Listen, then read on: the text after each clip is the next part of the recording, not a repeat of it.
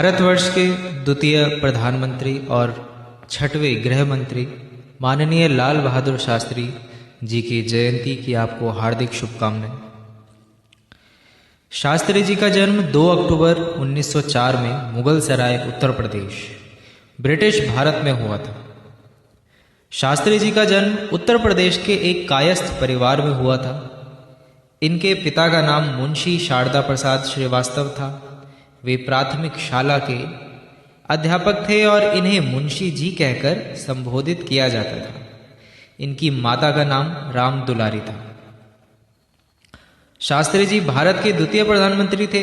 कार्यकाल के दौरान नेहरू जी की मृत्यु हो जाने के कारण 9 जून 1964 में शास्त्री जी को इस पद पर मनोनीत किया गया। इनका स्थान तो द्वितीय था, परंतु इनका शासन अद्वितीय रहा। इस सादगीपूर्ण एवं शांत व्यक्ति को 1966 में देश के सबसे बड़े सम्मान भारत रत्न से नवाजा गया। जय जवान जय किसान, यह नारा इन्हीं महानुभाव द्वारा दिया गया था। भाग्यवश कहूँ या दुर्भाग्यवश, आज ही के दिन संपूर्ण भारतवर्ष में एक और व्यक्ति की जयंती को मनाया जाता है। वे वही व्यक्ति थे जो अपनी जीवन के मात्र 15 साल में किसी वैश्या के चौखट से हिम्मत न जुटा पाने के कारण वापस लौट आए थे। 16 की उम्र में पत्नी के साथ संभोग की इच्छा से मुक्त ना हो पाए, जबकि उनके पिता मृत्यु शैया पर लेटे थे, मरणासन्न लेटे थे। 21 की उम्र में फिर उनका मन विकारग्रस्त होता है। 28 की उम्र में एक हबशी स्त्री के पास जाकर शर्मसार होकर आते हैं। 31 की उम्र में एक बच्चे के पिता बनते हैं। 40 की उम्र में अपने दोस्त हेनरी की बीवी के साथ आत्मीयता महसूस करते हैं। 41 की उम्र में मोड़ नामक लड़की से प्रभावित होते हैं। 48 की उम्र में 22 साल की लड़की एस्थर फेरिन के मोहजाल में फंस जाते हैं। 51 साल में 48 साल की सरला देवी के साथ संबंध में आते हैं। 56 साल में 33 वर्ष की मैडलिन स्लेट के प्रेम में पड़ते हैं। 60 साल में 28 साल की महाराष्ट्रियन प्रेमा के प्रेम जाल में फंसते हैं। 64 में अमेरिका की नैला नैगिनी के संपर्क में आते हैं। 66 साल में 37 साल की जर्मन महिला मार्गरेट स्पीगल के कपड़े पहनाते हुए पकड़े जाते हैं। 69 साल में 24 साल की डॉक्टर सुशीला नैयर से नग्न होकर अपने पूरे बदन की मालिश करवाते हैं। 72 साल की उम्र में बाल विधवा लीलावती आसर, पटियाला के बड़े जमींदार की बेटी अमृत कौर तथा मशहूर समाजवादी नेता जयप्रकाश नारायण की पत्नी प्रभावती जैसी महिलाओं के साथ सोते हैं। 76 की उम्र में 16 वर्ष के बच्चियां आभा, वीणा व कंचन नाम की नाबालिग बालिकाओं को नग्न होने को कहते हैं, जिस पर कुछ वर्षों बाद जब इन बालिकाओं से साक्षात्कार हुआ, इनका इंटरव्यू हुआ, तो इन्हीं बालिकाओं ने यह कहा कि वे व्यक्ति ब्रह्मचर्य नहीं बल्कि संभोग के भोगी थे। 77 की उम्र में भाई की पोती मनुबेन के साथ सर्द रातों में नग्न अवस्था में उन्होंने बहुत रातें बिताई।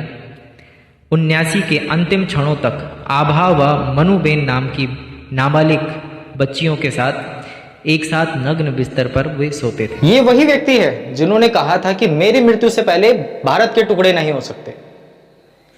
गांधी जी को नाथूराम गोडसे ने मारा। इस दिन को हमने शहीद दिवस नाम से मना दिया।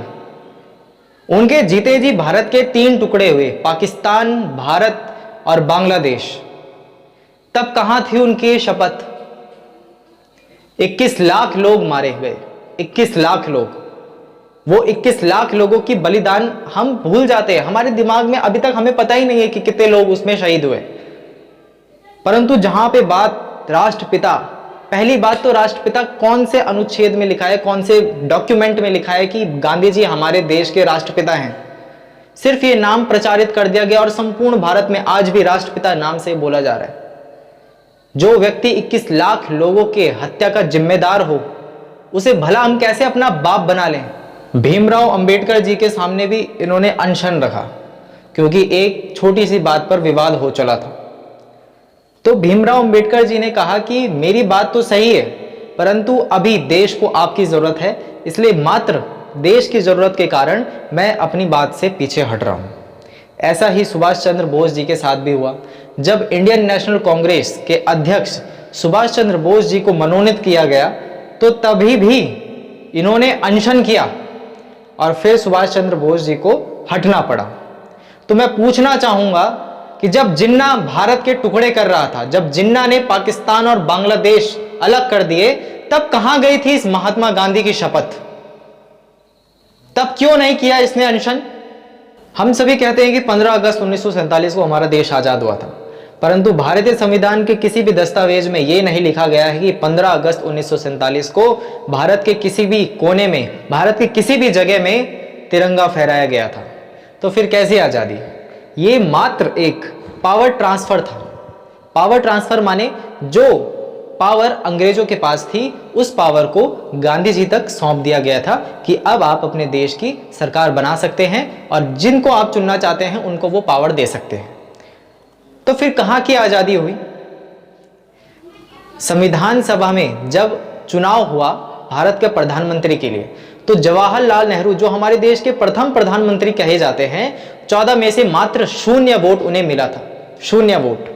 उस वक्त संसद के सभी लोगों ने कहा कि प्रधानमंत्री पद के सबसे अच्छे और सबसे काबिल दावेदार हैं सरदार वल्लभ भाई पटेल। परंतु गांधी जी ने क्या करना था?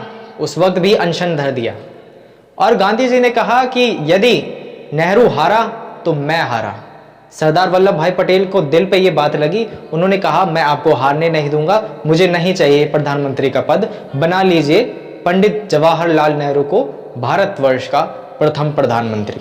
नेताजी सुभाष चंद्र बोस ने 21 अक्टूबर को संपूर्ण भारत में एक संयुक्त आजाद भारत की घोषणा कर दी थी।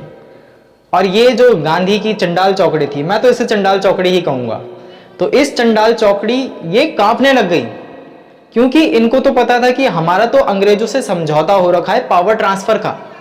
यदि ये सुभाष चंद्र बोस संपूर्ण भारत को आजाद कराने की घोषणा करता है तो फिर सरकार बनेगी और सरकार ऐसी बनेगी जो सभी के मत से चुनी जाएगी। परंतु हमें तो अपने लोग रखने हैं, तो इन्होंने सन 1943 से 1945 के बीच में हमारे नेताजी को गायब कर दिया। अभी तक जितने भी तथ्य आपके सामने मैंने रखे हैं, तो ये कोई मेरी निजी राय नहीं है या मेरा निजी कोई सोच नहीं है। ये सभी कोई ना कोई सोर्स से लिया गया है और सभी पर विश्लेषण जब किया गया था तो उसी को आप सभी के समक्ष मैंने लाने की कोशिश की है। जितने भी मुझे स्रोत मिले थे जहां से मैंने ये सूचनाएं ग्रहण की है, वो मैं अभी वीडियो के डिस्क्रिप्शन में डाल दूंगा और अभी आपको वीडियो में नीचे दिख भी जाएगा कि ये कहां से मुझे सूचनाएं प्राप्त हुई है। तो आप भी इसे जरूर देखिएगा, मैं लिंक भी डाल दूंगा उसमें नीचे। और अंत में मैं एक छोटी सी 4 पंक्तियां आप सभी के सामने प्रस्तुत करना चाहूंगा। अरे जलती रही नारियां जौहर में, भेड़िए फिर भी मौन थे, हमें सिखलाया गया कि अकबर महान तो फिर महाराणा प्रताप कौन थे। अरे सड़ती रही लाशें सड़कों पर, गांधी फिर भी मौन थे, हमें सिखाया गया कि गांधी के चरखे से आजादी आई तो फिर वो फांसी पर लटकने वाले 25-25 साल के नौजवान कौन थे। अरे आज भी वो रस्सियां संग्रहालय में संजो के रखी गई है जिसे गांधी जी अपनी बकरियां बांधा करते थे। अरे कहां गई वो रस्सियां जिसपे भगत सिंह, राजगुरु, सुखदेव हंसते हंसते झूले थे। हालाते मुल्क देखकर रोया ना गया, हालाते मुल्क देखकर रोया ना गया, कोशिश करी हजार फिर भी मुंह ढककर सोया ना गया। कितने झूले थे फांसी पर, कितने ने गोली खाई थी। अरे क्यों झूठ बोलते हो कि गांधी के चरखे से आजादी आई थी।